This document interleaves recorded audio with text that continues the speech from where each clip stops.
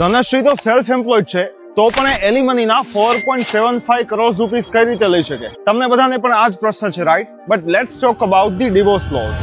According to the lose, જ્યારે બંને તરફથી મ્યુચ્યુઅલી ડિવોર્સ ફાઇલ કરવામાં આવે છે, ત્યારે ફેમિલી કોર્ટ તરફથી 6 મહિનાનો કુલિંગ ઓફ પીરિયડ આપવામાં આવે છે. અને જો આ કુલિંગ ઓફ પીરિયડ અવોઇડ કરવો હોય તો એની અમુક કન્ડિશન્સ છે. ફર્સ્ટ વન, જ્યારે બંને વ્યક્તિ 1 વર્ષથી વધારે સમયથી અલગ રહેતા હોય. સેકન્ડ વન, જ્યારે બધા જ મેજર પ્રોબ્લેમ્સ જેવા કે ચાઇલ્ડ કસ્ટડી, એલિમની, આ બધી વસ્તુ સોલ્વ થઈ ગયેલી હોવી જોઈએ. થર્ડ વન, જ્યારે ફેમિલી કોર્ટમાં એવું પ્રૂવ થઈ જાય છે કે હવે સમાધાનનો રસ્તો જ નથી, ત્યારે આ ટાઈમ પીરિયડને અવોઇડ કરી શકાય છે. જ્યારે ચહલ અને ધનશ્રીના કેસમાં લગભગ આ બધી કન્ડિશન્સ સોલ્વ થઈ જાય છે, એટલા માટે કોર્ટ તરફથી આ કેસને જલ્દી પૂરો કરવા માટે સજેસ્ટ કરાયું છે.